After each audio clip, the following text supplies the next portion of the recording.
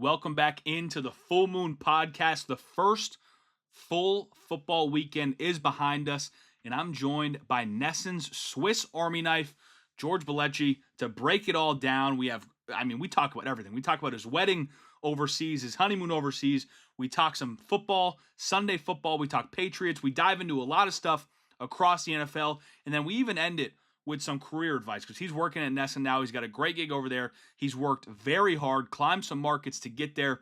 He just gives some overall advice that I think you could apply it not only especially for people who are aspiring sports media professionals like myself, but also I think you could apply a lot of the things he was preaching and we talk about to your own career and really anything you're getting into, any walk of life. So I think it was a great interview. Really excited for you to listen to it.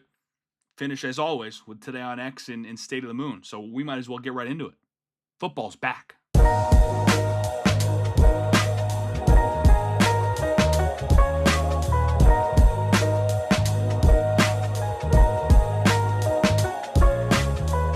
Today is Tuesday, September 9th, and what a special weekend. What a special weekend we had. The first full football weekend of the year. Started off with a treat on Thursday night. That Eagles-Cowboys game was great, came down to the wire. I work as a sports anchor up here in Maine, so my Friday night was filled with action on the sidelines of high school games, followed by our Friday night show. We call it the Sports Blitz, where we run through the highlights, we talk about the games. It's really cool. That is really cool for me to do because I was the kid with my buddies who played high school football, scrambled back to the TV, whether we were at Applebee's and we had to have both shows on, would always record both shows. We had two main news channels in the Portland market. I'm from Arundel, Maine, went to school in Saco, Maine, and there were two stations that always had a Friday night show. Channel 8 and Channel 13 would record both of them, and not only that, watch it live, whether we were at Applebee's, whether we were at a buddy's house, my house. You would never miss it, not only for your own highlights, but you wanted to know the action from around the state. You know what I mean? You wanted to see your competition, and also you wanted to see yourself and your team, your buddies on TV, what plays were going to make the highlights. So that was always so much fun. And it's so cool to be that guy now who is putting these kids on TV, who's at the games, and people are coming up to you and be like, well, watch later. You know what I mean? There's nothing like the basketball tournament in the winter, and there's nothing like Friday Night Lights. You know what I mean? It's a big community event that is just so cool and restores your faith in humanity. You know what I mean? As everything's changing and you get so caught up in your phone, dude, and you're like, holy shit, we're going down the shitter. Just go on a Friday night to a sideline, man. Go in the stands. You'll just see good old-fashioned America, and it's the best. I love it. Then Saturday, great sneaky day of college football. I mean, that late window, that primetime window, I guess not primetime, the 3:30 window that led into the prime time. So you had Florida go down against USF. USF is a problem. I don't think USF is going to beat Miami this weekend. We'll dive into that later in the week, but I just think Miami's too good of a team. You got Carson Beck with a veteran quarterback, veteran coaches, and the antennas are up now. They kind of snuck up on Florida. Not that they snuck up. You know that USF is going to be a dogfight, especially when they're fighting for a state championship here, what they're really fighting for this weekend. But you got to beat Florida first to become state champs. The antennas are up for Miami now. They're not taking them lightly by any means. So that'll be great. That led into an unbelievable ASU Mississippi State game. BC and Michigan State going into overtime. Oklahoma, Michigan wasn't the best game in terms of, the actual play, but there's nothing like that pageantry of just two big brands going at it on a beautiful night in Norman, Oklahoma. I was lucky enough to travel to Maine football last year, and I got to just record their entire weekend on their away trip to the University of Oklahoma, and it was the coolest thing ever. Like going to see big-time college football, sold-out crowd. There was like a storm, and they moved our kick time up, so it was sold out, don't get me wrong, but it wasn't that true pregame experience, which when you're an FCS team, you're not necessarily going to get that because they're not going to treat those fans, as dedicated as they are out there in Norman, they're not going to treat the Maine Black Bears the same as they treat, a rival or a big school like Michigan coming to town. But don't get me wrong, being in a stadium on the field, with 80,000 plus around you screaming. Oh, man, it's the coolest thing ever. It's what makes college football so great because there's stuff like that happening all around the country every Saturday. And then right into NFL Sunday. I mean, that Sunday morning when you just had a great Saturday of college football and you wake up and realize you get to do it again, but it's better.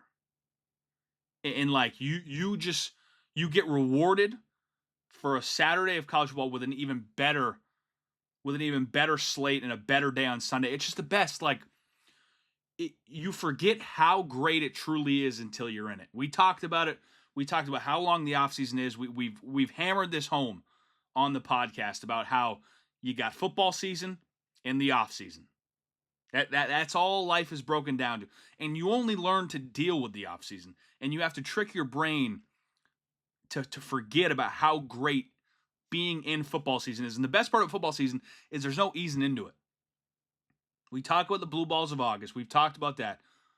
Once you're in, we are in. We're in the routine now. Monday Night Football last night. Okay, now we're in. Here we go. Great Thursday night game between the Commanders and the Packers. That leads us into another weekend.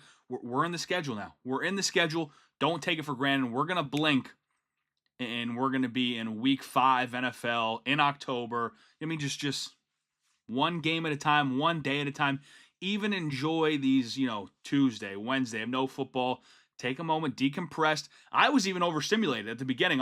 You forget. I mean, you got to train yourself again. You got Red Zone bumping, Patriots bumping, checking your fantasy team, checking bets, trying to get anything in right before. Speaking of bets, I hit an all-timer this weekend. I got to read it off for you, and I get it. No one cares about your fantasy team. No one cares about what bet you hit. Wait, you should, because this was a beauty. Sitting there, locking it in, doing the thing that everyone does. You make a couple plays maybe throughout the week, and then all of a sudden it's Sunday at noon, and you're like, okay, I'm going to bet literally everything. Literally, you just start throwing shit at the wall, seeing if it sticks. But as I'm throwing shit at the wall, this one stands out to me. Looking for a touchdown scorer parlay. And shout out to my buddy Jake Ranis. He inspired some of these picks, but he thought there was a miscommunication. He thought I was tailing him fully. I just kind of borrowed a couple picks that I really liked and made it my own. Didn't fully tell him because I didn't know how to break the news to him. I was also in that zone. You're just throwing shit. You're typing it in, hitting send. Next bet, load it up. So I'm half sorry, but that's also the chaos of less than an hour until kick. T-minus 1 hour, shit, you black out. A lot of people can relate to that when they're locking their stuff in. But anyway, Justin Fields, J.K. Dobbins, Derrick Henry, Alvin Kamara, Chuba Hubbard, and Bucky Irving, all to score a touchdown. Hubbard and Dobbins were end-of-game prayers. Just great runs, not just punches at the goal line, too. They earned them. And, I mean, it took a miracle to get that one across the line. But the beauty of it, plus 10,000, almost 11,000. Beauty of it is DraftKings running a ghost leg parlay promo where if you miss by one leg, they'll take that missed leg out of your parlay and pay you out what it would pay, just as if you cashed out before that leg missed. Or whatever the parlay would pay out without that leg. I like this parlay so much. There was just something in the back of my head saying, you know what, I like this. And I realized I forgot to do the ghost leg. So I made it again. Ran the ghost leg promo like, you know what? This feels like one of those that you're going to miss by one. So let me just book it again, bite the bullet. I feel good about it. Bang. And I was in a great spot because Dobbin hits out of nowhere. The Broncos were bad. The Broncos were not good this weekend. They looked dead in the water. It looked like Dobbins had no chance. All of a sudden, he muscles his way in for a touchdown on a nice, decent run there. I'm home free. I cash out of the one with no ghost leg. The ghost leg one, whether Henry scores or not, I'm making money. And listen, some people right now are hearing that and they're like, oh, what a fraud. Cashed out? Really? What are you, scared? Listen, man, when you're broke and you have a button staring you in the face that says cash out for 4 figures, $1,200, I wasn't going to get it. We hit big. So whatever. Whatever. When you're broke and you got 4 figs staring you, a button that you can legit press, a free 4 figs, the 4 fig machine, just press the button. That's all you're hitting that button, man. Especially when you got a ghost leg that you can just ride through with no worries, Derrick Henry scoring or not, you're hitting that button. And Derrick Henry scored, and we paid off. We paid off summer in one Sunday, and it was special. Anyway, I've been working through. I feel like we're growing here on this podcast. We're going to get a little bit into that at State of the Moon, but I had the pleasure of being. Oh my God, I'm getting ahead of myself. I'm getting ahead of myself. Ravens fans, I don't know how you recover from that one. As soon as you feel like you're going to slay the dragon, Ravens fans were in their rooms just running victory laps over the Bills. It went from this is our year. We exercise this demon week one, and we're just going to run the table from here on out. This is going to propel us into what is going to be a legacy-changing season. The Ravens are back. That's what I felt, man. There was some special stuff brewing with that Ravens squad. And then, miracle. A miracle in Buffalo. Just heartbreaking. Less than a year ago, the last time Ravens fans watched a game, their team was on that same field getting their heart ripped out of their chest. And back then they thought, I don't know if it can get worse than this. A lot of them Sunday night after that game would have told you, oh, it does. Oh, it does. And it's going to be 2025. Not even 2026, next year's playoffs. It's going to get worse in the same year. Because that was tough to watch, man. It just felt like in that moment, they looked so defeated. I just felt defeated for them. I don't know how you bounce back and even joyfully watch Ravens football, not only this week, but for a little bit, because you didn't slay the dragon. That's all that's lurking in the back of your head. You know you're going to have to go through them at the end of the year. And I mean, just bad vibes all around. Monday Night Football, J.J. McCarthy going 0 to 100. Everyone's proclaiming him ass. Everyone's saying J.J. sucks, forgetting he hasn't played football in a year and a half. And don't get me wrong, didn't look great, but I wasn't jumping on him because, I mean, I think that might have just been the hottest overreaction Monday of the year, seeping into Monday Night Football, where everyone just wants to jump on it early, and this is what I love from our guy, George Balekji, from NESN. In a world of hot takes, in a world of making noise, screaming at your phone on TikTok, in a world of just insanity all around you, an instant reaction and just such quick judgments, our guy George is steady, patient, sees the bigger picture in his takes. We get into that, and that was such a fun interview. We're gonna get to that in a second, but J.J. McCarthy was so bad in that first half. Didn't look great. You were like, okay, he has a long way to go. There's some rumor. You heard mixed reviews out of camp, but there were some people saying that the Vikings really like him. And boy, did you see that in the fourth quarter. The way he came alive, throwing good balls, scoring one with his legs, and it's the way his teammates reacted to his success. Obviously, teammates are going to be happy that they're winning the game, regardless. You're going to party with whoever, and you're going to celebrate with whoever made the big play, as long as it's going well. But there was something extra there. The way they rallied around him, the way they were genuinely excited that he turned it around, not just for themselves, but for him. And then you see the video in the locker room after the game of them really getting excited about him getting the game ball, and turning it all around right there in the fourth quarter was crazy to watch. I mean, truly a 180. Just changed the narrative. There were so many cold takes, exposed tweets, because like I said, we live in a culture where people want to be first. They want to get that hot take out there. A lot of people, J.J. McCarthy's ass. You saw a lot of those tweets in the first three quarters, and then they were forced to eat their own shit in that fourth quarter as J.J. balls out. So really excited to be in football season. George and I get to it. Like I said, he is the man. He's done so much for me. Just as a guy who's older than me and has been places in sports media that I'm trying to get to, he's been nothing but kind and generous, and we get into that. He gives some advice to young broadcasters and young people in sports media, and I think the lessons that and the stuff that he preaches also translates to life. So we talk about a lot, and I'm excited to get into it. I hope you enjoy it. All right, I now have the pleasure of being joined by NESN's. We're gonna call it a Swiss Army knife. You know what I mean? You got Boston's enter the chat in the morning. You got some other stuff you can see at ringside when that Hockey East playoffs and some other things as well. Just talking sideline reporting. George Balekji. George, did I nail that pronunciation right there?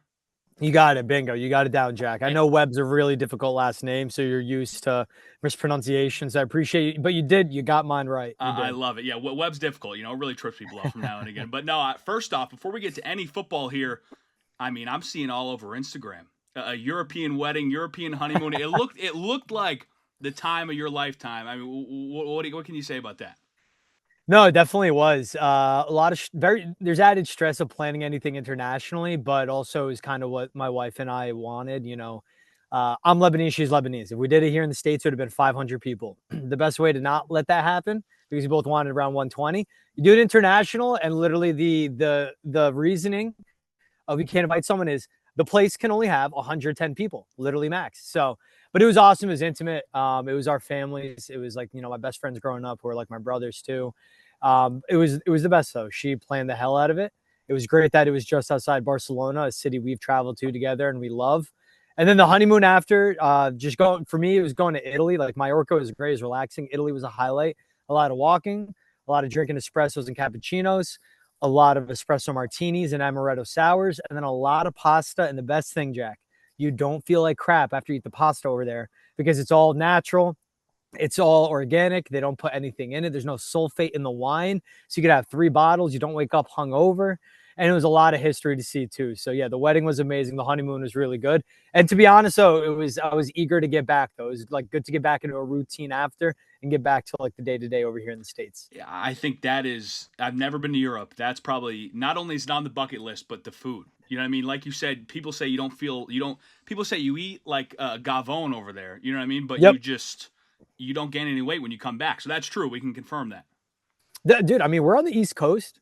The best thing is that Boston is a direct flight to pretty much like Italy, maybe Greece might be pushing it. But the convenience of a direct flight, Jack, you got to take full advantage of it. That's the thing. Like I was there, we were in northern Italy, and it was like I would equate it to like being in like Idaho. Like we were like basically border of Italy and Switzerland, but like small villages, and the country is beautiful. So I have that like stuck of I want to see more Italy, but I need to go to like Montana. I want to go to Idaho. I've never been. Washington. I want to Mm-hmm. go like Pacific Northwest. You got to see parts of our beautiful country. But the direct flight to Italy, Jack, you got to do it. You could eat a lot of pasta. And like I said, you'll never feel like crap. Or go to Ireland and Scotland. I know you love to golf. A lot of great golf there. Go to one of those 2 countries. Easy direct flight. You got to explore Europe, my friend. No, I absolutely need to, and I mean that's also it's in August, and I talk about this all the time. August is the worst month to me because you're so close but so far. Talk about the perfect way to kill some time right up to football season. You didn't have to get involved in any of that kind of late August, just repeat cycle of the topics when everyone just they're chomping at the bit. You just got to enjoy it. That was perfect. That is Yeah, perfect execution, my friend. honestly, yeah, that's a great point. That did cross my mind. Where like I always thought you can't do a wedding during football season either, and we cut it close. But mid-August, that's fine. I think maybe I missed the 3rd game of the preseason. I missed the ramp up of training camp, but it wasn't during football season. It wasn't during college football season. I think the best thing I got a DM from a random guy that watches chat, and he was like, "I wanted to say we're in the thick of it of training camp. Where are you? But I see you outkicked your coverage, so congrats." And I was like, "This guy's got it right," and I couldn't agree more. Yeah, you can't do it during football season, and I would say like end of August. Now we know it's week 0 in college football, but like end of August, that's a cutoff. We went mid-August, not ideal in Europe. It was really hot wedding day of, Mm-hmm. but as a groom, I felt the responsibility. I said multiple times to people, I grabbed the mic, everyone hydrate. I don't want anyone fainting. Drink the liquor, enjoy the bar, hydrate with water in between. It was really hot, but you're right on that. Where when we said the date, August 16th, first thing that went through my mind was it's training camp, it's preseason football, it's all good. You're good. You'll learn one day, Jack. It's not about you, Yep. not about the groom, and it's all good. We're a passenger. We are a passenger on a journey of something that a bride has grown up dreaming of her entire life. Her entire life, my friend. We don't dream about much, right? We dream about Sundays on the couch with our boys in the fall. Correct. They dream about this one day. So when one day when your special lady comes to you with a date, it's just going to be a really simple. You got to say, "Babe, sounds great. Let's go with it." And what you have to hope, is that it's not between the first weekend of September in the middle of February. Not Gotta during pray. bowl season. It's not on a Saturday in college football. You got to hope for that, my friend. And she nailed it, though. I mean, from Oh, everything I yeah. saw, she nailed it. Knocked it out of the park. Oh, my God, yeah. It was like, man, comp. I would get give me 2017. No. Yeah, I'll go 2017 Bill Belichick of wedding planning. That was my Wow. lady. Down to That the flowers, just like it was a lot. It was a lot of hours. And I was the one that came in the last 2 months to help, which was really just like manage stress and be like, what do you need me to do? Which is not a lot, send emails.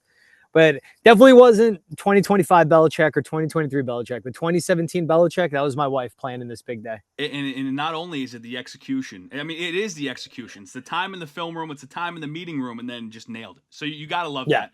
Well, we'll get into the football here. Happy for you because it looked incredible. Thanks, man. And it looked like her dream. So I'm happy you guys had a great time. Now, before we get to the Patriots, because you do work for NESN, so we're going to spend a decent amount of time on the Pats. I mean, that Sunday night football game. Couldn't believe my eyes. You said even though you got to get to the studio around 5:30, 5 in the morning, you stayed up for the whole thing. But we'll get to the overall game. But I feel awful for Ravens fans. I mean, will they ever slay that dragon that has been the Bills and just a thorn in their side and Josh Allen? I honestly think they will because this Bills defense really does worry me a lot. Their safeties are getting exposed. They have good speed on the outside, but they're not a good tackling team on the second and third level. And that's what the Ravens are all about.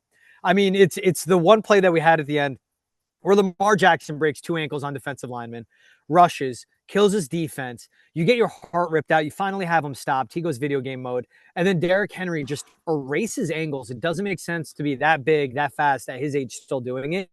But the fact that the safeties both had perfect angles to tackle him or at least push him out of bounds, but he got rid of them. I don't know how he did it, but that's his speed. And then he scores that touchdown. The Ravens did a lot right. And you know what happens? End of the game, Derrick Henry fumbles, the Bills recover. That doesn't happen. And you know what? If someone's going to fumble, at least it's your second best player. And at least this game was in your best and your second best player's hands. Kyle Hamilton got banged up. They had to deal with that. They still need to figure out their second cornerback position, with Jair Alexander being the big offseason acquisition, but he's not what he once was. Like there are some holes on this Ravens team, but there was a lot of explosive plays. Their run game was absolutely phenomenal. Their offensive line has gotten better. They still need to work on the right tackle spot, Rosengard, who's a second-year player. But they're good. Like DeAndre Hopkins, that catch that can't be erased from anyone's memory on how clutch that was. He's a Hall of Famer in my opinion. I'd love him to get a ring. He's one of my favorite football players I've ever seen grown up watching because I loved him in Clemson. I wanted the Patriots to draft him. Maybe they were picking 21st that year, and I think the Texans either got him 14th or 17th. So the Texans got him, and I was like, yeah, it makes sense he wouldn't fall. Just an all-time talent. And obviously he's not what he once was, a man beater, deep ball threat, but he still has that ability to catch the ball away from his body, and he has great hands. So Zay Flowers could be your athletic freak. Rashad Bateman could be the guy that takes the top off of defense. But DeAndre Hopkins in clutch moments can step up and make grabs like that. Like the Ravens have a lot going right. I'm fine with them slaying the Bills one day because I go back to this is a young Bills team. They did a reset last year. They completely rebuilt that front seven outside of Ed Oliver and Greg Russo. I do like the way they drafted. I don't love their secondary. And their pass catchers still, like, there's something there. Keon Coleman was great. Like, I don't think he does anything exceptionally well, but he has chemistry with Josh Allen. And it seemed when, like, the play was broken, Allen didn't have a hope. He'd throw the ball, and Keon Coleman came down with it. And that matters. And Khalil Shakur, same thing. Good slot, good catch receiver, good after the catch as well. James Cook was awesome. This Bills team does worry me. I think yesterday was a lot more of Josh Allen continuing to be Superman. And I witnessed Mahomes get drafted when I was in Missouri. I witnessed him in his first year as a starter. I got in many verbal altercations with my coworkers on how he will be the greatest of all time. There's no one more talented than him ever played the game. They yelled John Elway at me, all of this. Josh Allen right now is the best quarterback in football. And we saw him do it on Sunday night. And I think it was such a classic. I like that you posted on your Instagram story, Jack. You were like, what was better? 2019 Monday Night Football, right? Rams, Chiefs, or was it 2018? Yeah. No, it was 2018. Yeah, 2018. Jared Goff and the Rams against Mahomes and the Chiefs. What was the final? Like 52-48. Just an all-time shootout. And then the Patriots, being what they are that year, did not let a rematch happen in the Super Bowl. Or actually in the AFC Championship game, excuse me, obviously. Or that game. And I would say last night, I actually voted in your poll. I said 2018, 2019. I think last night's because of the quarterbacks in it. Like, no disrespect to Jared Goff, but Lamar Jackson, Josh Allen is the first and third best quarterback in the NFL. How good these teams are. You mentioned it, they can't slay the dragon. They match up with each other. And that's a game we saw week one will have an implication on the playoff seeding once week 18 wraps up.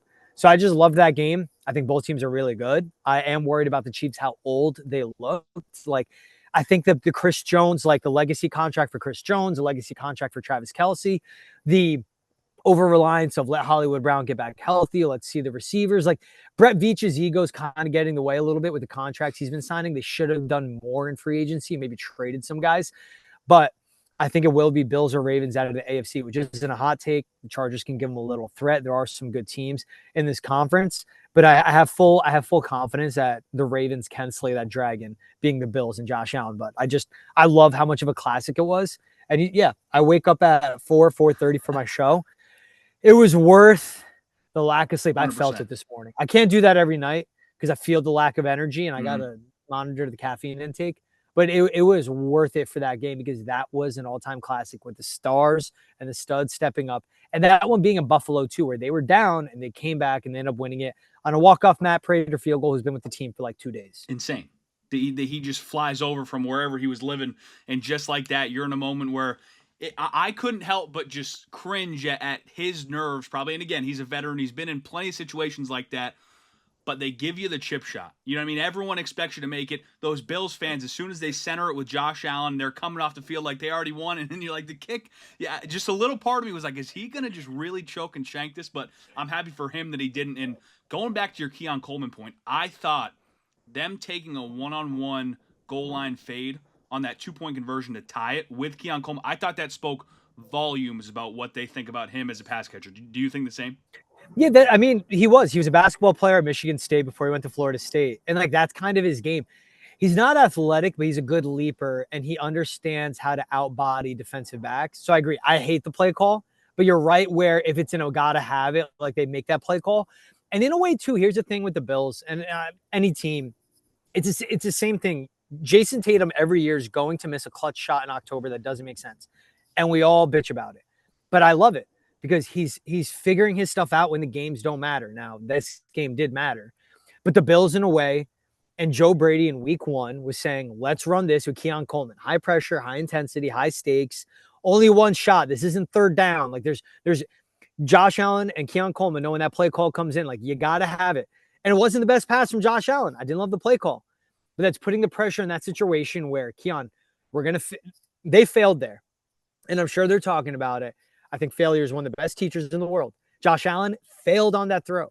Keon Coleman failed on that play. Joe Brady, in a way, failed with that play call in that moment. But they called it then. That's going to rear its head around week 16, maybe in the playoffs. It doesn't have to be a 2-point conversion. But it's going to be a big moment in a game. And I think we have to remember week one, that miss, in a way, when they pull it through later on in the season. And the same thing, you point out the Prater field goal. Like, that was a fire drill field goal. You know all about that from your UMaine days, man, playing. That's something like get out there quick. You don't get set quick. You got to kick it. Kyle Hamilton almost blocked it, but Matt Prater's a vet and you trust him in that moment. Yeah, and we can only hope that we get that same matchup at least later down the line in the playoffs, hopefully just to make it even extra spicy in an AFC Championship game for Lamar or Josh to punch our ticket to the Super Bowl. Now, what last night also told you was that watching those offenses, because I don't think it's about the defense, because I think probably a little more highly of Geno Smith than your average NFL fan does. I like to put a little respect on his name. But that Patriots defense we saw yesterday is a long way from competing and even trying to slow down a guy like Allen or Lamar. And then when you watch that offense, they're also a long way from getting in a shootout with a guy like Allen or Lamar. So it was it was interesting to watch the Pats and then see kind of the measuring stick on Sunday night on full display. What'd you make of that loss to the Raiders yesterday? Overall thoughts before we get into some specifics. Well, I like that you point out the comparison. It's just that's the difference. Like, there's being a contender to win your division. There's like being a contender to threaten the Bills, let's say, for the division. There's being a team that can win the conference, but then there's being like the Ravens and the Bills. And like Sunday night was fantastic. That Chargers team on Friday night, like, holy hell what they did to push around the Chiefs. Where, again, Mahomes had to put on the Superman cape. Different type of skill set, not as athletic. And again, like, the completion, to go back real quick, like Josh Allen plays dead, scrambles, throws it to his spot because of his arm, and Khalil Shakur comes down with it. That's chemistry, that's arm strength, and that's just having the stones to put that throw, to put the ball in the spot. He didn't throw it to a guy. He knew Khalil Shakur would be there. Like, that's what Josh Allen does so special. And we're seeing him still reach his physical peak as he worked on his throwing motion.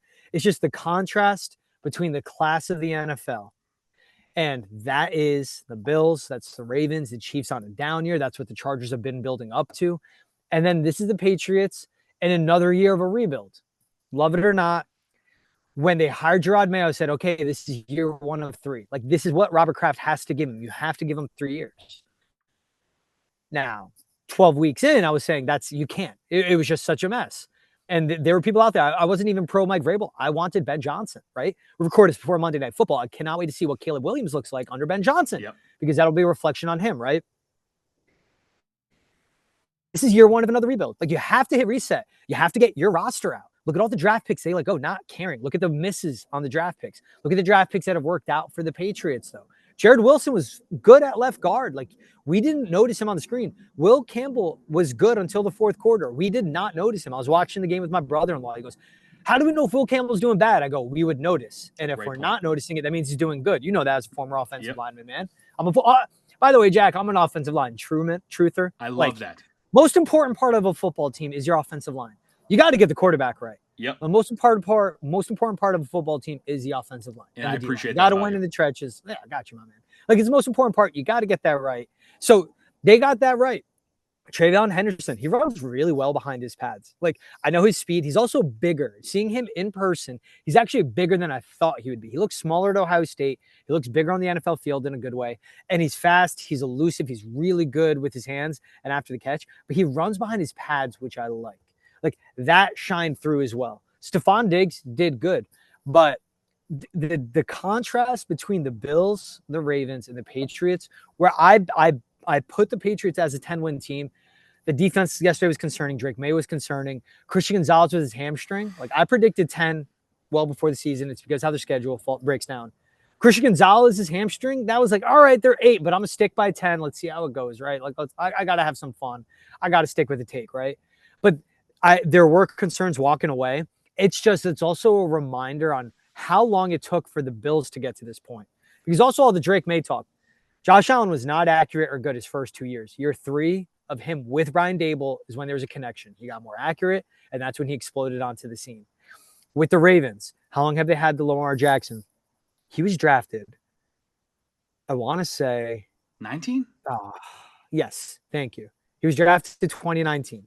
And how raw he was coming out of college, but he did start right away his rookie season.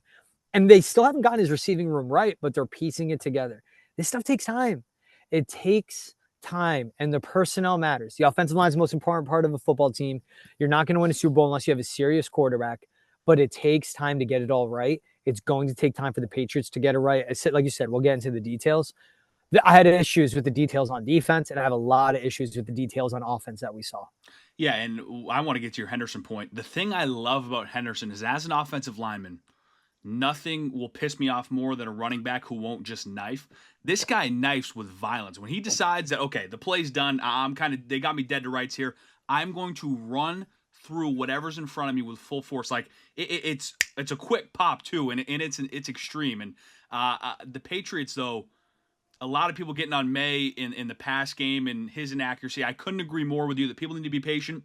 Now, this is the first Monday of the year. Might be the hottest overreaction Monday of them all. You know what I mean? So people are going to freak out after the Patriots just really have a bad second half there in that game yesterday, just to put it frank. But the thing that I was most not concerned about but frustrated with was they got away from the run game because they had to. It wasn't working. And when you become one-dimensional like that against a coach like Pete Carroll, it's kind of easy pickings. Yeah, it was. That was a frustrating part. They only ran the ball 3 times in the second half. You cannot throw the ball 46 times to Drake May no matter what. You cannot throw the ball 46 times. And it's one of those things. If you went to someone, hey, the Patriots in week 1 ran the ball 3 times in the second half, Drake May threw the ball 46 times, you'd go, okay, they were down 17 points. Correct. And they weren't. And so that didn't make sense. Now, the Raiders defense sold out to stop the run because they put the pressure. credit to Patrick Graham. He's survived every coaching change over there. There's a reason someone sticks like that. They put the pressure on the rookie quarterback running a complex Josh McDaniels system. I need better from the most experienced offensive coordinator out there in the league. I need better from an offensive mastermind like Josh McDaniels, who I love for the hire. I love the structure of their entire coaching staff. I need better from Mike Vrabel, who talks about accountability. Like, you got to hold your OC accountable. Run the ball when it's close. And the 3 rushes were Drake May, Demario Douglas, and Antonio Gibson. Neither Ramondre Stevenson nor Travion Henderson got the ball. Now, Travion Henderson was getting out of the backfield. They were doing extended run plays as if it's just because it's a screen. It's basically a handoff. All that. Great. Cool. Awesome. Fantastic. You need to run the ball. Yep. You can't shy away from that. You need to help out your rookie quarterback because play action be his best friend. And it also helps out your offensive line because when they are dropping back in pass pro 46 times and getting their face beat in by Max Crosby, that hangs them out to dry. And so my issues too were Drake May right away. He just seemed antsy. He seemed rushed. His mechanics, everything was quick. Everything was off. His accuracy and his ball placement were not good all afternoon long. First series, first quarter, 23 years old, making his 13th career start in the NFL, did not play a lot of college football. When it comes to, you compare him to like a Jaden Daniels 100%. And guys like that, right? He played, he started 2 years. That's not a lot of football to be ready for the NFL. No. He, in a way, is put into the starting role before he should have. And like that's something that matters in his longevity, but the football experience will help. And I think he's the guy.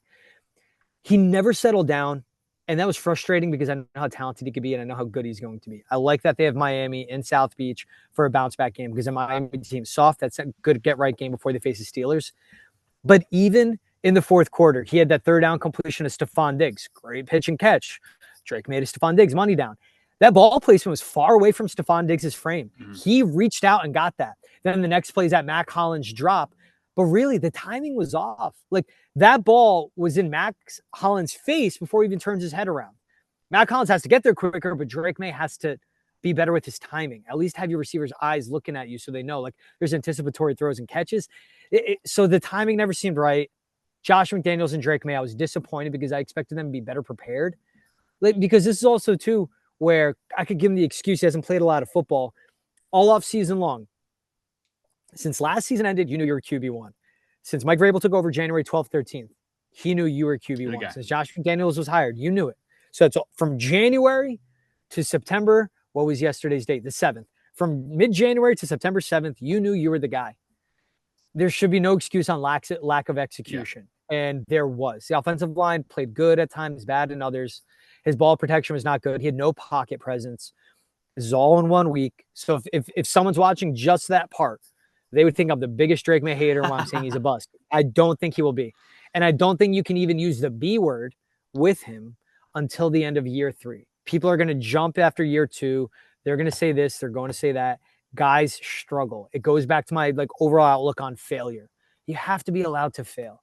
Like David Ortiz wasn't David Ortiz from the beginning. He was with the Minnesota Twins, and he wasn't that good. He was good towards the end. Pedro Martinez was not Pedro Martinez from the beginning. He was with the Blue Jays, then he was with the Expos, and then he was with the Red Sox. His last year with the Expos, he was great, and then he became what he was with the Red Sox. Like, it takes time. It takes time, and you need to grant him that. But I can only give Josh McDaniels so much time because that's a guy. Like, failure's not an option for you, brother. You've done it way too long. You got to get it right with him, and I think he will because it was Tom Brady, Matt Castle, Jacoby Brissett, Jimmy Garoppolo, Mac Jones. As a Pro Bowl alternate quarterback, I don't believe in Pro Bowls, but you get voted as an alternate. You played well enough to catch people's eyes. He can do the same thing with Drake May. I love the marriage. It's going to take time. And you know what? I'm going to be patient. That's boring in today's day and age, but I'm going to be patient, Jack. I'm going to be patient. Do not even apologize for that because in a world where you turn on sports media, you talk sports with buddies, that's just filled with so much disappointment and hate and all these hot takes. I am filled with hope right now that we've got someone on the NESN airwaves that preaches patience, that can see the bigger picture, even on the hottest overreaction Monday of the year. And I appreciate that about you because I'm right there with you. As frustrated as I was watching that football yesterday, you remind yourself, okay, this is game 1 of the Mike Vrabel era. Everyone's still trying to put it all together here. I think there were definitely some things that raised a couple eyebrows. You're like, okay, we couldn't have handled this, you know what I mean, over August and over the course of 3 preseason games. But Hopefully they can get that all ironed out. Now, you seem hopeful for this Dolphins game on Sunday. How I see it is, and I want to talk about this for a second, because anytime grown men and professional football players get embarrassed like they did against the Colts on Sunday, and especially a team who has the weapons, where I'm not a Mike McDaniel believer, I'm not a Dolphins believer, I don't believe in their culture, don't necessarily even believe in the way their team's put together, but they're also one of those teams that every now and then throughout the year, they're going to put it together on a Sunday, and they're going to look dangerous because of the individual pieces they have. As we look ahead to Sunday, you see it as a bounce-back spot for the Pats. I do. I agree with you. Like the structure of the team, I love the speed of the offense. Say what you want about Mike McDaniel. I don't think he's a great head coach. Maybe his calling's an OC, and maybe he needs some time, and he'll be a head coach once again. They have a lot of speed, but dude, it was like not even the first half of the game, and we see Tyreek Hill bitching on the bench. Oh yeah. And Tua just looked lost. And there's no excuse there. But their offensive line has a lot of question marks. And the strength of the Patriots defense is their D-line. It's their front seven. To go back to some of the good from Sunday, like Harold Landry looked young, spry, and springy. He's got juice to him. Energy.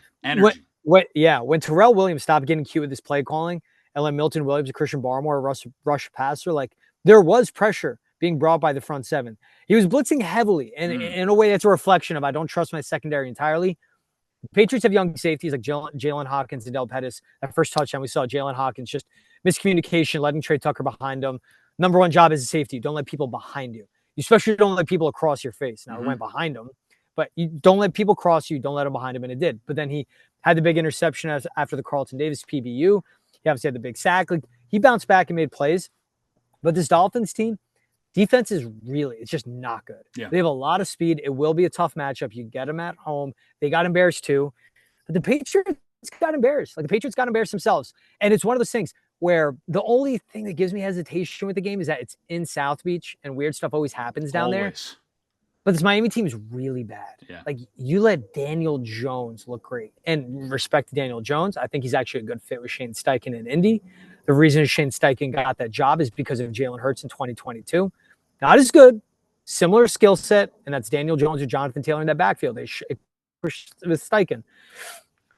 That Colts team has better skill players than the Patriots. But this is a Patriots team. You have to respond, especially it's a soft Miami team. Worst thing you could call a team is soft. They are soft. They're not good. There's no chemistry. Tua did not look good at all. Like I hate to see him not really piece it together. But that's a team that's ran its course, and I give Mike McDaniel like maybe 5, maybe 7 weeks before we might see him gone as a head coach there. I actually watched, I think it was in-season Hard Knocks with the Dolphins. And yeah. I'm just not a Mike McDaniel guy, at least was right now. Was that last year or was that? I think that it this might year? have been 2 seasons ago. Okay. I just can't. I just saw him in the meeting room, and you see him, and you're just like, "This is a leader of men." You know what I mean? They got a lot of issues down there. So I like the positivity, because I was sitting here a little scared. I was like, "You got a couple as poor attitudes as they got over there. They got a couple Rolls Royces over there on the outside. They got a great, I guess, fantasy running back in Achane. You know what I mean? So they're going to present some serious problems. But again, I think if you're the Patriots, and when I went through the schedule and you talk about 10 wins, I think I was very similar. I think I was at 9 or 10. That Raiders one, honestly, it kind of hurts when you're the one making that pick, because that's one you probably marked down as a win, correct? I mean, you had that one starting the year off in the W column. So it's funny. I did have it as a win to start off. When Gonzalez's hamstring popped up, I was like, Makes you feel a little iffy. Yeah, and it's just because he ties a lot together. The defense is not just what he could have done on Brock Bowers to limit him. I mean, he had a great game. Eventually, he would have broke through. You opened it. You're like, I'm a Geno truther too. That's a top 12 starting quarterback. There are a lot of teams around the league that would take him.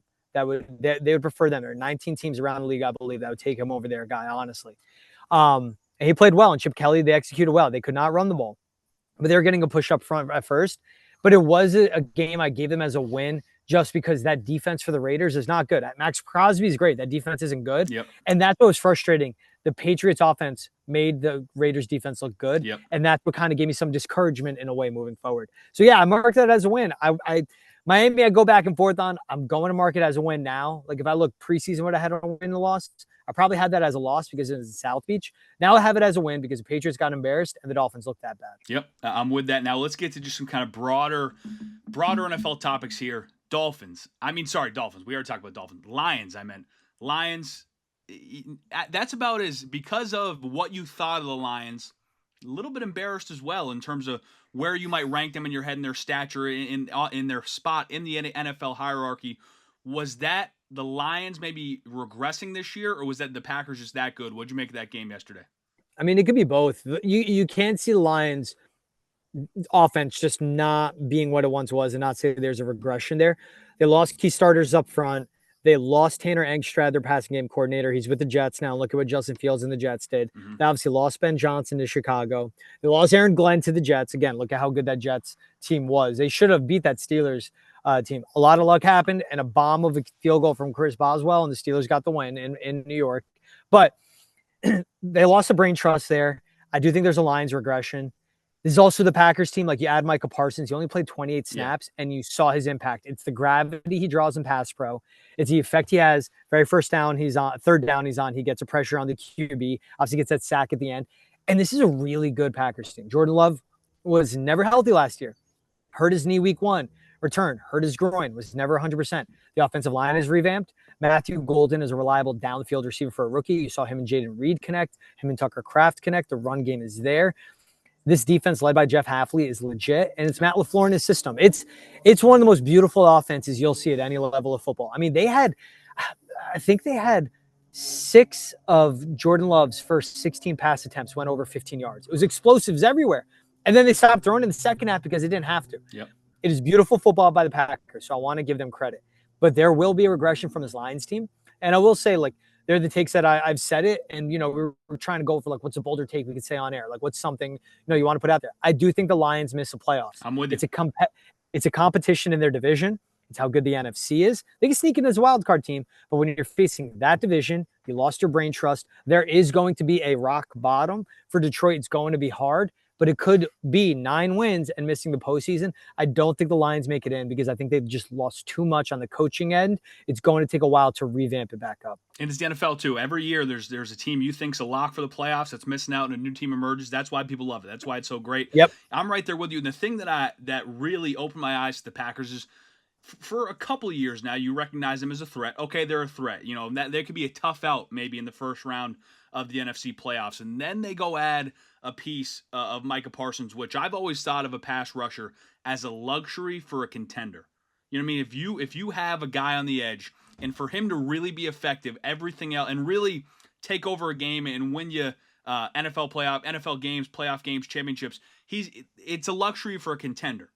And they go out and get Micah Parsons, which just seemed like Thanos, getting that last Infinity Stone, where they have the pieces.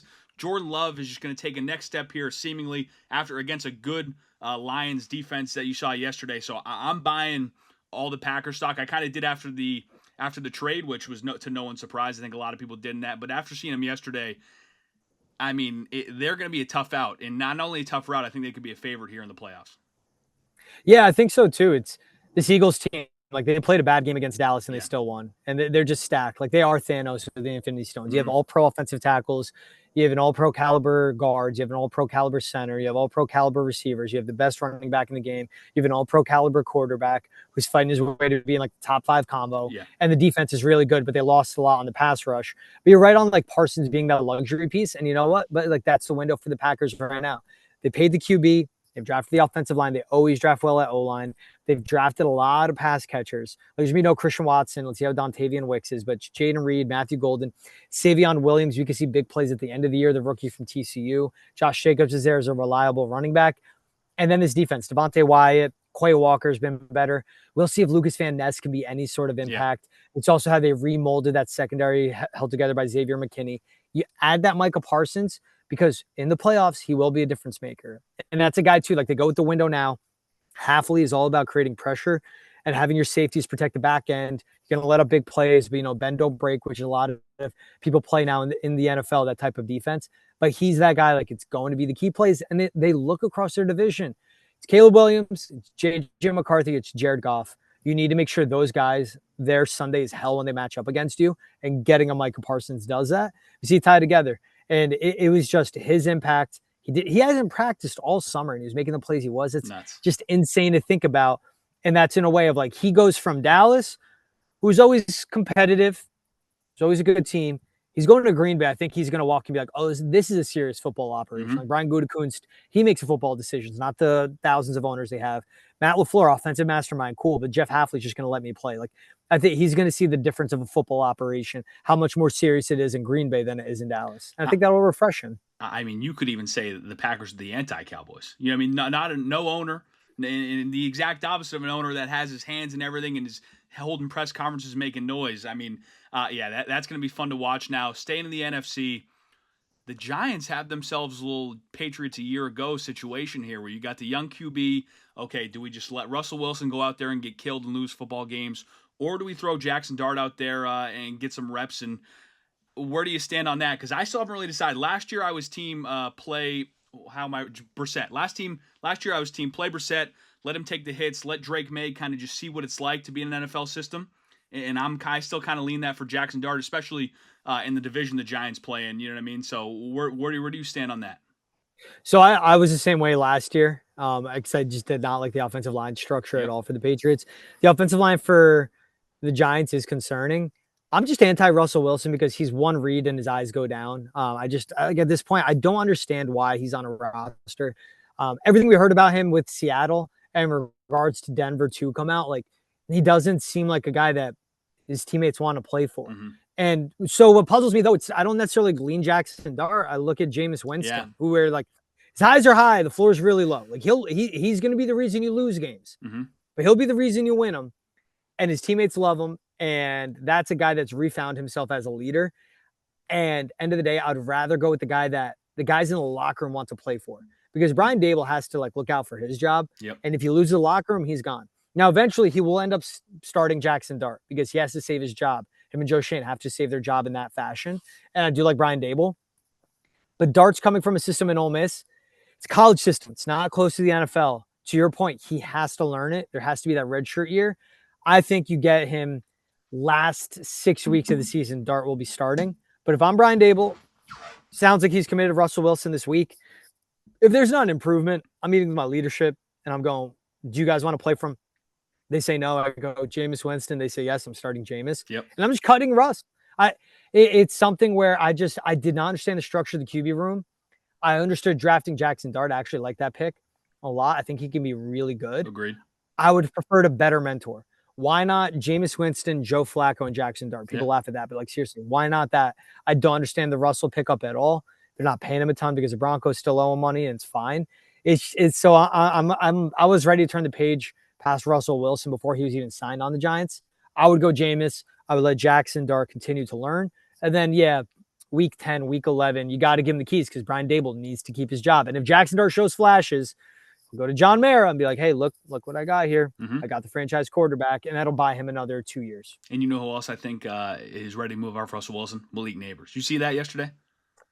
Yeah, that was interesting. That was in the front, the week one frustration is wild. As an offensive lineman, we talked about as an offensive lineman, that's one of the most frustrating things for me to see is when you got, and sometimes there's a rare occasion you understand it. You know what I mean? There's a rare occasion, a wideout who is the guy, give me the ball, but a week one freak out like that just pisses me off. As a guy whose job is to have their back to the ball. Week one, man, are we serious? Yeah, and that has to be a buildup of an entire summer. Yeah, and that's where I go to of do guys want to play for him? Because there's a connection. The chemistry matters. You got. It's not the overused word is the brotherhood, the friendship, chemistry, hanging out off the field.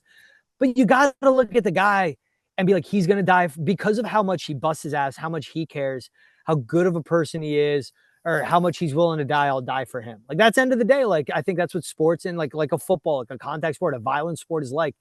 And I just think there's a disconnect. Russell Wilson's all about him. He's not about the team.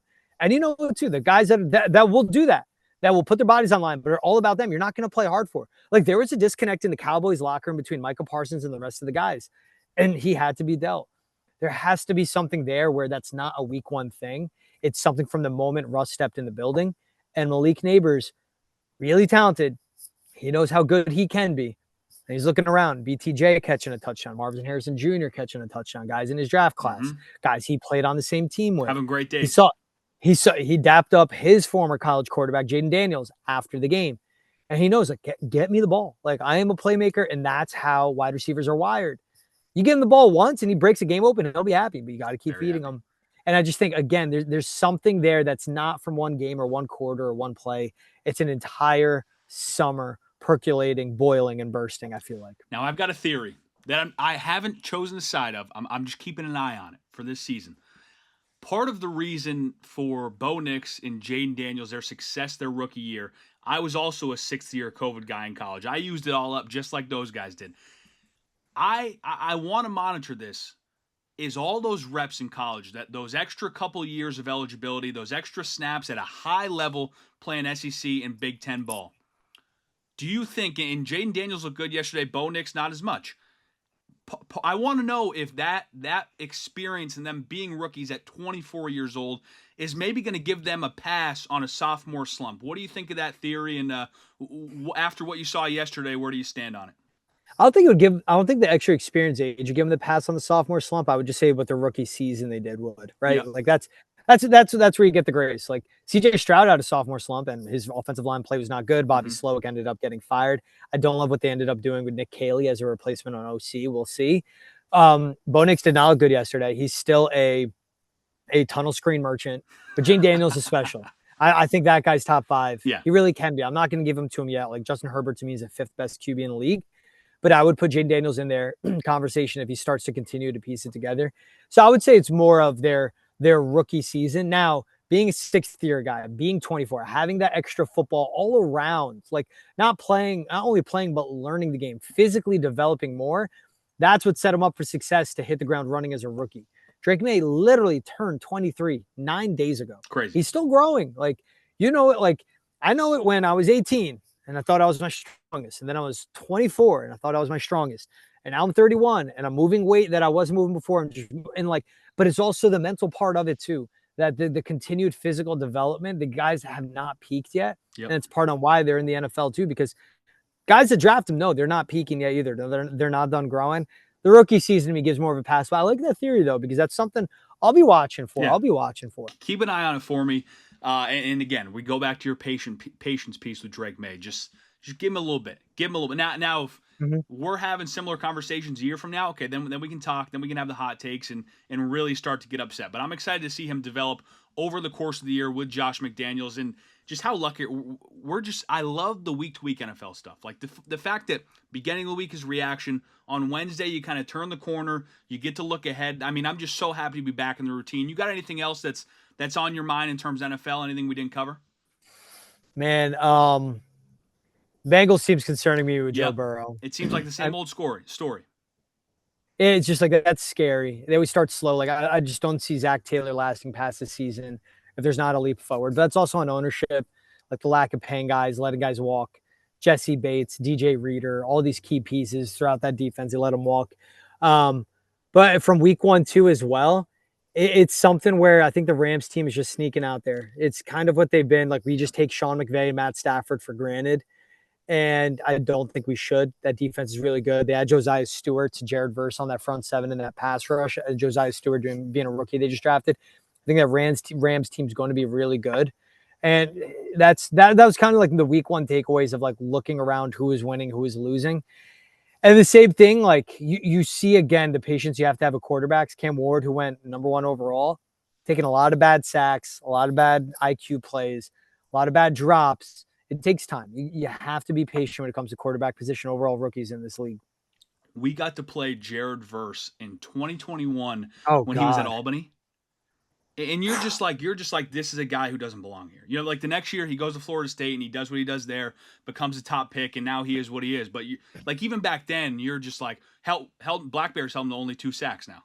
I mean, considering what he's doing now, only 2 sacks is not that's a win. That's a holding Derrick Henry to like 200 rushing yards in college. 100%. You know what I mean? You're just like, you know what? Well, we're gonna take that. But he was a freaking ager. You're just like, what the hell? So, did you guys know that right away? Like, how many snaps did it take? You're like, what? Who is this guy? It's like over probably the first drive. You're just like, this kid's a problem. You know what I mean? Was it just a physicality? It was the physicality, speed? It was the quickness, and every now and again, luckily, you know, Maine plays in the CAA, which is a great FCS conference, and I would say a couple times a year, you're playing a guy who's going to play on Sundays. You know what I mean? Whether that be a corner. I'll never forget Villanova had this cat one time who was just quite literally looked like an edge rusher playing corner, and you're like, this kid belongs on Sundays. You know what I mean? So whenever you can identify it pretty quick because you see it on the tape beforehand, and all you really need is a couple snaps to confirm it. You know, once you're actually playing the game. But yeah, he was impressive in college. There's a couple other guys who have played in the CAA who are doing it now. But I mean, I'm just happy to be back talking ball. George, where can we find you on NESN? I know you said you're not doing the Patriot stuff anymore, but every morning you're on Boston's Enter the Chat right there, bright and early from 8 to 10 on NESN. Monday through Friday, Boston is Enter the Chat. It's me and Travis Thomas. That's my guy. That's my brother. That's my dude. Yep. Great personality, by the way. You guys work well together. He's that shot of tequila. I'm that bourbon that you have end of the night. I think that'd be the comp, right? Yeah. But we balance each other out, man. I have so much fun with him every morning. So yeah, it's every morning, 8 to 10 a.m. So 8 to 9 a.m. is on NESN, 9 to 10 a.m. is on NESN Nation. Mm-hmm. The fast channels. You know, like when you check into an Airbnb or hotel, you can turn the TV on, and it's like these like preloaded channels. You're like, wait, how am I watching the news? Yeah. I didn't put cable on. If you literally do like the talk to search thing, whatever on the remote, you do NESN Nation, boom, that pops up. So that's where you can find us from 9 to 10. But that's what we do it, man. And it's just a lot of fun. We talk all the sports, and it's just like a fun convo. And I think the best thing we do, we can't take live calling. That's a very like big technical overtaking and a lot of risk too with FCC. Totally. Radio has that down. But we do voicemails, you know, and like 617-790-0928 is a voicemail line. You can email us at chat@nesn.com. We do everything like life advice. Like I listen to the Versillo show, so I picked it from. I'm not acting like I made the wheel, right? Just spinning it a little differently. 100%. That's what we do. And like I think the best part's the interaction with the fans. Once Sox season fired up, we get so many calls every day. Now we're getting the calls on the Patriots. So yeah, it's where you can find us every Monday through Friday. And it's also at George Balekji on Instagram, Twitter. I think you got an underscore at the end of your Instagram, so you can find him there. There's another George Balekji, Balekji, B as in boy. There's another George Balekji out there. It's a woman. When I made my Instagram like so many years ago when I was in high school, it was there. So I'm like, all right, there's a female named George Balekji. So that exists out there. Unreal. So, Unreal. So we kind of want to get into, before I got to run here, I just want to talk to you about, because I am a young person in the sports media world trying to make something of yourself. And it's not, the landscape has changed since, obviously, you're a little bit older than me. So, but when we grew up, it was kind of a, stepping stone type of deal here. You kind of understood that you start small and you can try to work your way up big if you're lucky enough to make it. Landscapes changed since we kind of had that dream at a young age. And I want to talk to you about your journey, because you still kind of did take, you went up a couple markets, and here you are now at a great job at NESN, which you're killing. And I just want to talk a little bit about your journey, then ask about some advice later after that. Yeah, so for me, I mean, it started like, so I didn't know what I wanted to do in high school. Mm-hmm. I always talked sports. Like I ran my fantasy football league in high school. And I remember like someone be like, who's got Matt Forte? I'd be like, Skaz got it. Like I just knew everyone's roster. I knew the stats. Off the top. And it consumed me. You're like me, where we could go up and talk to anybody. Mm-hmm. I don't care who you are. Hey, what's up? I'm George. Nice to meet you. And I'll have some question, right? I'm going to break the ice in a way. So I always had that. And I love sports. I love storytelling. So it started from high school. And when I went to Seton Hall, I did WSOU 89.5 FM. It's a heavy metal station. I do not care for heavy metal music. And I'm not in a hater way. Like I love everything from J. Cole to Jay-Z to Grateful Dead and Dead & Co. to Rufus to Soul. I listen to everything. But heavy metal ain't my thing. Never will be. And that's fine. I love Led Zeppelin. I will listen to Led Zeppelin. Heavy metal, again, not my thing. But we had a great sports team there. And what was cool with, and I think the big part is, Syracuse, Missouri, Ohio is really good school, USC, Northwestern, like those are the brand names. What was great with Seton Hall is there was 20 of us on the sports staff. Out of the 20, 4, maybe 5 of us really cared. And I was lucky to be one of those 4 or 5. And from freshman year, I'm calling Big East men's and women's basketball games. I'm calling soccer. And I think what helped was from there just being like, yeah, I don't care what the sport is, I'll learn it, right? That's something you have to have. Like, I'll hear stuff of like, oh, well, like, I don't really know hockey, so I won't do that. Learn it. Like, learn hockey. I did not learn hockey until I got to Madison, Wisconsin. And now I do rinkside for the Bean Pot and Hockey East, and I love it. Because it's storytelling. We can get to the minutia of like, I could give all that advice. So I started there. But the big part was like I started in Joplin, Missouri. I was there for 2 years, just under 3 years. And the best thing was when I got there, I stunk. And just the other day, I was watching something from the end of my tenure there where I thought I was really good. I'm like, man, you're still talking fast, bro. Like, slow down, right? And I've gotten better at that. But I learned, I failed, I made mistakes, I wasn't good. 20 people were watching every night. and I didn't get caught up in how many people were watching. I didn't care. I was in Missouri. The best thing was going out there and just being like, I didn't move here to go out and drink. Yep. I had good times, but I moved out there to work and get better at my craft, right? That's the way I look at it. Like, I took it serious. You got to be a professional. And that turned into me going to Madison, Wisconsin, where I was for 2 years, and I experienced COVID there while I was there. But like, what was my goal when I was leaving Missouri? I was covering D2 sports. Shout out Pittsburgh State. Shout out Missouri Southern. The basketball teams and football teams, men's and women's basketball, every sports team, softball. Everyone treated me fantastic there. And I covered some great JUCO as well, Crowder College baseball, where Mizorowski for the Brewers is from, NEO A&M, where Darwin Thompson, who played with the Chiefs, was from, right? That being out there, I just did not care. It was my sports center every night. I treated it like I was Scott Van Pelt, John Anderson, Maria Taylor, Kevin Agandi, L. Duncan, whoever I was. That's what I treated like every night for high school games. Yep. And my focus when I was getting done there was I needed to cover Power 5 and a good conference, a good program. And I was lucky that Madison, Wisconsin had an opening, and I wanted to get better at live reporting. Like, everything I had a goal. You know, everyone, you got to write down your goals. I had my mental goals. I knew where I had to get better. And it's more about, I built up good habits. And I think that's what's important. You have to build up good habits and a good routine. You're not going to be motivated every day. You're going to be really tired. Stuff's going to get mundane and boring, and it's really going to suck. And you're going to question everything. You're going to get stricken with anxiety and imposter syndrome. You're like, why am I doing this? Am I wasting away my 20s? All that. You build a good routine. Eventually, you'll get to those goals. So when I was in Madison, I go back to my summer going into college. I interned at Fox Sports 1. And a producer that I interned directly for, who was at FS1 at the time, is from Boston. And he left FS1 to come back home and work at NESN. And he hit me up. And he goes, apply for this job. And I applied. The hiring manager at NESN worked at FS1 the same time as me, unbeknownst. Completely different floor, different department. You're at Fox Sports 1, big thing. But he knew the main coordinating producer that I interned for. And he called him. And that guy said, dude, when he was here, he's great. You should hire him. I'm so lucky that when I was 21, living in LA, I didn't F around too much. Again, I had my good times, but I didn't let it affect my internship. Yep. Because it's a small industry. The longer you're in it, the smaller it gets. That's what got me to the point of NESN. Now, the hard work I put in, and I'll spare people the details, how serious I took it, my willingness to get critiqued and take coaching. And I have the confidence, Jack. Like, I truly don't think anyone can do anything better than me. No one, you give me a task, I'm the person for the job. I will go in, SEAL Team 6, I will kill it. Competitor. You know, do you want witnesses or not? Yeah. That's all I got. That's my only question with anything I do. But I'm not the best, and I still need to get better. I'm not done working. And there are people better than me. I know that doesn't make sense. Like, I'm the best person for the job, but there are people better than me. So you have to be open to learning. And there's also, the person I learned from doesn't have to keep it within NESN. It doesn't have to be TC, who he's been a great mentor for me. Adam Pellerin's been a great mentor for me. Like, I ask him questions, they give me advice. But it doesn't have to be someone with 30 years of experience. It could be someone just starting out. You see them do something. Like, I'm going to ask you about how you put this podcast together, because it's something I've been wanting to do on my side. And you did it, right? I'm going to ask you for advice, man. And there are guys that are coming out that are younger than me, but they do something. Okay, how do you do this? How do you ask questions? What's your approach? That's the thing. You got to be a student in anything you want to do. You have to be willing to fail. You can't give up. And like, that's just part of it. So that's what has led me to this point. And I've been at NESN for 4 years now. And it's the same thing. Like, I started out as a digital reporter. And instead of just doing that day to day, when they started betting, I would grab my guy Trev, who I host with now. I'd grab Sammy Panyanovich, who's at BetMGM now. I'd be like, hey, when you're done with your afternoon show, I'm going to do the whole thing. This is what we're going to talk about. You got 15 minutes? I go, yeah. I would do it. We would record it. I would edit everything, post it in post.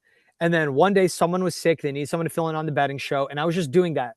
I wasn't looking for any thank yous. I wasn't looking for any handouts. I was just doing it because I wanted to get better. George, you've been doing these on the side. Can you host? Yeah. And I did it well. But then I kept getting better. Then I became a student of, okay, I need to learn sports betting more. I need to know how to talk it. I need to understand it. I just need to have familiarity with the game. I'm not a sharp. I wouldn't give out betting advice, but I need to be able to hold my own and be a subject matter expert. Yep. And then when we made the shift to podcast, again, that was a learning thing, but it was also my ability to adapt. You know, podcasts are conversational. It's what you want to be. And that's why NESN has kept me around. So that's, in a way, I give some advice in this too. You have to learn. You're never done. And I go back to the thing of like, hey, you're going to talk hockey before. I don't know hockey.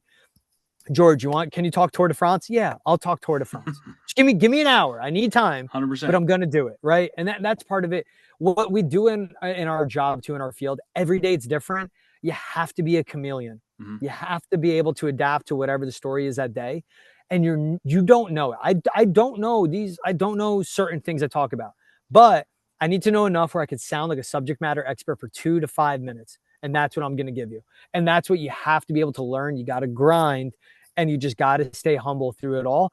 But that humility, there's arrogance, and to me, with arrogance comes insecurity. With humility comes Yep. confidence. Because if you're humble and you learn, you'll have the confidence when you're on air. It takes a lot of prep, takes a lot of reps, and you're gonna have bad days. But you build up that good routine. That's when it shines through. Yeah, I think that's why I really look up to you, and I can relate to you in that way because we're both I guess people persons, people. You know what I mean? I think that's why when I came up to you at the Hockey East Championship, I mean, you were so friendly. You've been so great to me. Anything I've ever asked you, you know what I mean, you answer, and it's never delayed. You know what I mean? You've been so willing to work with me and talk to me and let me pick your brain. So I appreciate that, and I'm sure that's what you would encourage other people to do is don't be afraid to reach out. You know what I mean? Because you talk about your Yeah, connections at FS1, and I've always kind of lived under that same assumption that you never want to burn a bridge. You know what I mean? Especially in the sports media world, which you say only gets smaller as you move up.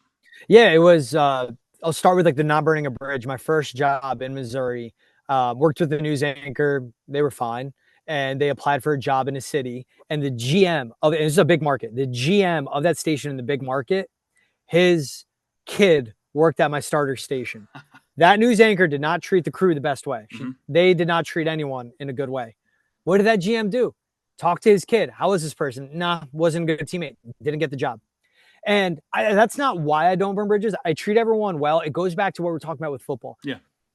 You cannot do anything on air with everyone that helps out behind the scenes. One of the best pieces of advice I got before you get in front of the mic, in front of the camera, do every job behind it so you understand what goes into it. When I was in Missouri, I would get done with I would be shooting high school baseball full day. We would get through the highlights. I would send it to break, and I would literally run to the control room, and me and the director would do like a big bear hug celebration because I know that was a lot of moving parts. I 100%. would dap up the teleprompter. There's a lot of moving parts, and they stuck with me. That's a part of it. It's a team thing. You have to respect and trust and be a good teammate to your producers, to your shooters, your photogs, to everyone, because it's like, yes, you're the person on camera, on air. It's so much that goes on behind the scenes, and that's my big thing. To your point, though, like, I give you a lot of credit. You came right up to me. It was Hockey East. You said, hey, man, what's up? I'm Jack. Introduce yourself. And you're like, hey, I see what you do. You do a good job. And you asked me some advice, right?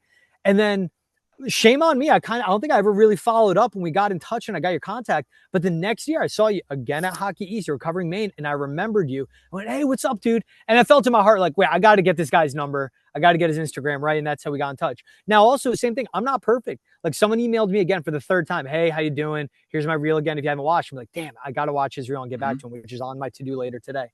But the big thing is like, go up, talk to people, ask for their advice. Last basketball game I covered before COVID hit, Molly McGrath was doing sidelines for ESPN, Wisconsin, Purdue. And I just went up to her. I go, Molly, you do such a good job in the booth. What's some advice you have? And she goes, you never know who's watching because you never know whose kid is playing on the team, regardless of the level, right? And I was like, damn, that's so damn true. And that's like a respecting when you're covering these lower level teams and someone doesn't do something well on the field, but it's also why you got to bring your A game. You never know who the first impression is when they're watching you on air. So yeah, to your point, it's just like you got to network and you got to be a good person, because same thing, like I get hit up, people apply for jobs. Hey, you worked with this person. What do they like? And I straight up, Yeah. like, especially if it's someone I care about, they're my friend, I'll call them and I'll be like, this can't be over text, but not a good teammate. Do not hire. Like I wouldn't do that. You know what I mean? Yep. And that's what comes with all this too. You got to be a good teammate. You got to be a good person. It's a small industry and it gets smaller the longer you're in it. No doubt. And it's about how you treat the janitor, right? I mean, I know my dad told me that for a while. You know what I mean? It's about how you treat the janitor, not just the people who can do something for you. You know what I mean? So I think that's something, a great way to live life. And I'm glad you and I see eye to eye on that. And I mean, I unfortunately got to get going here because I think we could legitimately chat for 3 more hours, but we're going to have you back on. That's going to be a lock. And it might even Let's do it. It might even be next month, to be completely honest. I give it. This was No, awesome. I'm down. I give you credit because you do this on the days that you're anchoring. Like when you said you had the 6, I'm like, bro, let's just do it another day. And you're like, well, so yeah, well, let's have it back on. I like sharing my journey just because like the ways to find advice. And I 100%. think that's just like the simple thing. So for anyone listening out there, like that's the best way to do it, you know? And I think like my big thing too, one good question I was asked was like, what is like the biggest lesson you've learned, or like what's the biggest piece of advice you would dole out? I was talking to a class at Austin P where my buddy teaches, and I couldn't think of an answer. And then it was like a week later, it hit me when I was at a stoplight in Watertown. Like, damn it, this is what I thought of. I think the biggest thing when you're on your journey, you cannot compare yourself to anyone else. You don't know how long that took. You don't know how difficult it is. And honestly, in this day and age, you don't know how they got there, who they know, right? But you cannot compare yourself to Sports Center. You can't yourself to someone below you. And I just think, because if you get caught up in the comparison and you get in your own head, that's when you're going to mess up. The best thing that's helped me is I focus on how do you get to the top of the stairs. You got to go one step at a time. And I know that is such a cliche. I know it's so redundant, but in the simplicity of when you're delivering your stuff on air, what is your focus? What's my focus is, if I'm reading off a teleprompter, this next sentence that I'm about to read, so I nail that in the highlight. When I'm on air and I'm talking, let me focus on what's up next. What are my notes that I prepped on? What are the 3 most important bullet points? Let me focus on that. I don't think, okay, it's gonna be a fire take and I got to make it good. It's gonna be clipped off and it's gonna go on Instagram. No, that's not what I think. Let me focus on the next step in front of me. I'm not looking 3 traffic lights down. I'm not thinking of looking over my shoulder. I'm not thinking of the big picture. Let me just focus on my next step. And I think that's something big. You can't compare yourself either, because when you focus on your day to day, then over the next few months, you piece together your reel, you go, oh, wow, look at what I've done. Like, this is good. It's because you were focused, you were present, you were in the moment, you were locked in. And that's how it has to be. You can't make your world bigger than it has to be. Shrink it, make it small, keep the main thing the main thing. And I think with anything too, it's like, all the motivation would get caught up. And I just think the truest advice is that you got to build a good routine and you need to build good habits. You build those habits. How do you do your research? How early do you get in? How early do you start writing, start prepping? What is your approach when it comes to interviewing people and booking guests, whatever it may be, building relationships, checking in with people, getting better? You need to be receptive to coaching. You need to be receptive to hearing the hard, honest truth, and you need to be willing to get better. And it's the same thing. The whole way, you got to stay humble and you're always a student. However someone was in year 1 of what they're doing to year 20, to year 30, year 40, they better be better in year 40 than they were year 1. And I bet a lot of people would say that, but you always have to be willing to learn. If you have an ego, if you think you're the shit and like you don't need anybody, then it's not going to work out. You need to be humble and be willing to learn the whole way through, man. George, I think in another life you were born to be a ball coach, because I mean, I like to live my life in, I guess you could call them football cliches. You know what I mean? I think that's just the meathead side of me. But I also like to do that because they're true. You know what I mean? Greg Schiano, chop. The Rutgers football, chop. I mean, The way to my heart, Jersey reference, but it's real.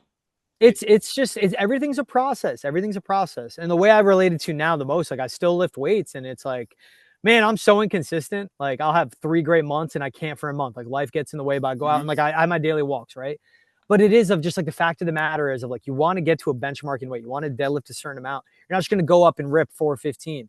No, you got to start out with 135, get the form down. Then you're going to get to 2 wheels, then 3 wheels, 3 wheels and a quarter. You're going to regress, go back to 2.5, and then eventually get your way up to 415. It's just one of the things. It's a process, and you have to build the right form. It's just everything like that. It's a muscle memory, and that's what it is. It's a cliches, and you point that out. Yeah, like I think like as in our ever evolving landscape, like we always work when the game's on. Eventually, it might change, like where we're like podcasting in the morning, and then I could go coach like a high school football team in the area in the afternoon. But it's like it's just having that athlete's mindset. You got to get better. You have to have. You have to like, and you have to be willing to watch yourself back, like watch yourself on air, mute it. So you watch your mannerisms. Wait, I don't like the way I was sitting, because that's the way you focus on it, and then listen to yourself in your car. Even if you don't have a podcast, listen to yourself, because that makes you lock in on how fast you're talking, everything like that. Yeah, it's just, so that's part, it's an athlete mindset. And I think it kind of goes for everything in life. You kind of learn it more and more. You got to be willing to learn. I think that's a big thing. You have to be willing to learn. You have to be a good teammate. You say it's like the janitor mindset. That's exactly it. It's like, I don't care who anybody is. Like you work in my building. Hey, what's up? How are you? That's a bare minimum. You could smile and say hi to somebody. 100%. People that don't do that, it's just the weirdest thing in the world to me. Just smile, say what's up. You can make somebody's day. Just be a good person. That's what it is. I love this. You got me fired up. I'm definitely going to be sending you more stuff for coaching now. So I think you're going to see more text messages from me just for reps. You know what I mean? Now, before we get out of here, then, I mean, I'm going up live here now. This will probably release tomorrow morning, Tuesday morning. I'm going up live here in about an hour. So you got any challenge, maybe one thing that you maybe back in the day or still to this day you would want to work on? I like the whole slowing down piece. I definitely find myself talking too fast. Maybe you got something for me to work on tonight? So one thing, it's tough when you're on air, but like find something maybe if you could put your hand and tap it on the desk, Okay. and that'll keep you to like talk in a slower pace. You'll understand it. Mm-hmm. You know, it's like music. Music is in a 1, 2, 3, 4, 5, 6, 7, 8. If you every 8 count in music, you'll notice the beat changes in the slightest way. Anything you listen to, Mm-hmm. but in a way, like tap your hand, and that'll force you to like talk a little slower. It's even doing that to me right now. Even try the like overly talk slow Okay. before you go on air. Overly enunciate in a way like this. I picked this up from Dan Steer. He was an EP at NESN. He called me. It was before the Hockey East Championship night, actually. And he was like, literally, I need you to do this with me. It's going to feel weird, but trust me. I'm like, okay. He goes, I want you to talk as slow as I am talking for the next hour. He's like, the puck drops in 30 minutes, but talk at this pace. And he was like, dude, you're great. He's like, slow down. He's like, don't slow down your desire to be Love great. that. Slow down your pace of talking. And he goes, start talking like this, and it will end up transferring to being on air. And then I did a hit later that night, and literally producer got my ear. Hey, that was a long hit. That was a lot of info, but it was good. And you talk slow. And she got out of my ear because she knew. And that, again, that's my relationship with my producer, Mm-hmm. where I text her in between hits. I go to anybody. I go, yell at me in the ear if you can't talk. If now's not the time, I'd rather you yell at me than waste 10 seconds of our time, which in TV and hockey world, it's an eternity. Yep.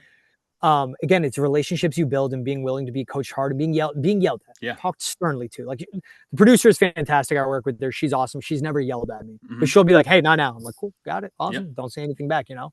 So I guess my challenge to you would be talk slow. As far as on air, I'll give you a challenge this week. Find a way if you can rope in a SOT in the middle of your highlights. Okay. You know, like Drake May misses on the throw to Stephon Diggs, and then you have to time it. It's tough. Boom, you have a SOT in the middle of your VO that you're talking about of Drake May on how he missed on that, sailing that pass. Give you an example, Okay. then come back out with a VO. So I'll give you a little behind the scenes challenge and a little bit on your highlight package challenge too. I love this. I'm going to send you my my stand up from tonight, and we'll see if I can do it. All right, I love that, Jack. Hey, thanks for having me on, man. Same thing. Like I don't just say it because I'm on your show, but it's the advice I give. Like what you did, you just went up to me like, "Hey, man, what's up? I'm Jack. Nice to meet you." And we spoke, and you're like, "Any advice?" And I was like, "Hey, give me your contact and let's link up." And I remembered you the next time I saw you. I was like, "Oh, what's up, dude?" And not gonna lie, I blanked on your name. Lots going on that It's all night. right. But I Totally remember the understand. face. Yeah, right. And I think that's the important thing. Like if people can't, don't get mad if someone doesn't remember your name. Mm-hmm. But, like they'll remember your face. And I Mm-hmm. think that goes like down the line. People may forget who you are. Be like, oh, they see someone they see on air. Oh, it's Jack who I went to high school with. Man, he was a good dude. I'm happy he's up there on TV in Maine. You know what I mean? So you never know who's watching for the first time. You never know who that person you work with, where they're going to be. Treat everyone well. You know, everything will pay off in the end. George, you are the man. Thank you so much for doing this, and we're going to have you on again soon, sooner rather than later. All right. I'm done. Let's do it again later this month. It doesn't have to wait till October. You got my NFL talk out of the way. I'm always down to talk this industry and stuff. We'll do that, bro. You're the man. I appreciate you, brother. Appreciate you, Jack. Thanks for having me on, man. Thank you so much to George for joining us, and he's going to be back on very soon. I mean, he is. I love the way his mind works, and like we talked about before he came on, we talked about it during the interview. Guys, preaching patience, and we appreciate that here on the Full Moon Podcast because too many people are so quick to call someone ass or proclaim someone the best ever. We preach patience. We're big picture guys here on the Full Moon Pod. We always have been, and we appreciate about that, George. And we appreciate him coming on. He'll be back on very soon. Now for State of the Moon. We're going to go State of the Moon first today. I really enjoyed doing that interview in the past 2 episodes, having someone on. I feel like we are, and my problem is that I have such a weird schedule with work, and it's so hard to work with a true co-host, at least right now.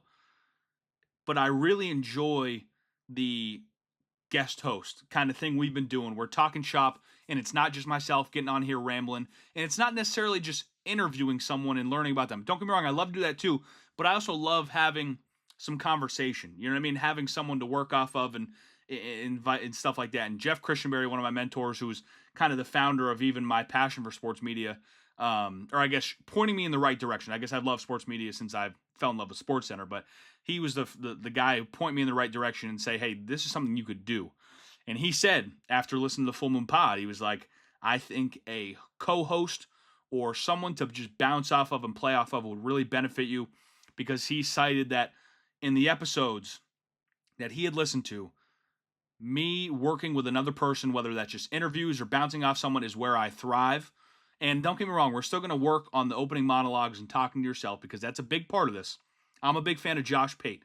Josh Pate goes an hour and a half just talking to himself, and he does it really well, and it's really impressive. I'm not sure I'll ever get to a Josh Pate level, but we still have to practice, because you have to still have some of that in your bag if you want to be successful. But I do agree with him that being able to play off someone and just working with someone else, having a co-host for an episode is big, right? Group, I guess, having a conversation. So it's not just me preaching at you and babbling in this unstructured form that is my ADD, ADHD mind. So with that being said, George will be on soon again. Thank you to him again for coming on. And now we'll get into Today on X. Ryan Clark has just turned into just an absolute a-hole, huh? I mean, this guy, man. Really, man, you're going to play the you're not a former player card to Peter Schrager, one of the more respected non-players in all of sports media? You're gonna play that with Schrags? I don't have patience for him anymore. He's been apologizing in and out. It's just not genuine. He throws in a chat GPT, and this is how you know it's not genuine. He's live tweeting about the game on Thursday night, and he throws in a chat GPT apology. Just sneaks it in there, goes back to live tweeting about the game. Just sorry stuff, man. I don't know when it really took this turn. I don't know if it's because, I mean, don't get me wrong. I'm blanking on both the other guys' names on the, oh God, I'm blanking here. It's late at night. It's late at night here, but I'm blanking on the guys' names that he does the podcast with. I like them, and I used to love that podcast. And then Ryan Clark, man, I just don't know what it is.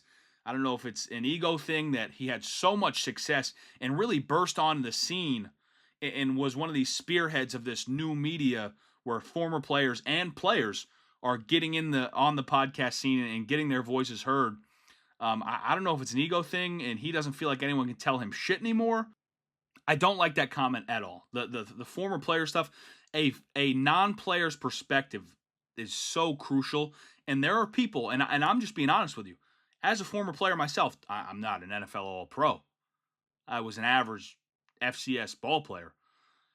But non-football players have such a different way of thinking of the game. And when you talk to other guys who really love football and have a strong passion for football, they just think of the game differently. And I think it's a very different perspective that's refreshing as someone who maybe the stuff they take that they think of and make a big deal of, you almost take for granted and don't even think of, because you're thinking of your own experience and stuff that you've learned from people where they have a whole different perspective because they've learned football differently than you have. And you're like, huh, I've never thought of it that way. That's great. You know what I mean? Like, it's very, I think there's room for a ton of different perspectives, obviously in everything. That's something we all need to do more of. Don't even get me started on hearing people out and you know what I mean? Not just being so hard-headed about whatever you feel is the right way. Don't get me started on that now. But anyway, just an all-time a-hole move by Ryan Clark there. Hope Peter Schrager got an actual real apology in person.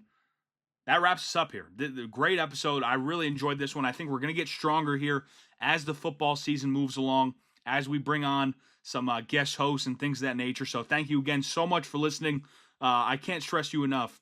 Like, if you're listening right now, the end of the podcast, that means the world to me because, again, I'm doing this for exercise, and we're just trying to navigate this new world of sports media, and we're just throwing shit at the wall, getting reps, practicing. So if you're doing that right now, if you're still listening right now, that means a lot, and I appreciate you. Thank you. See you next time.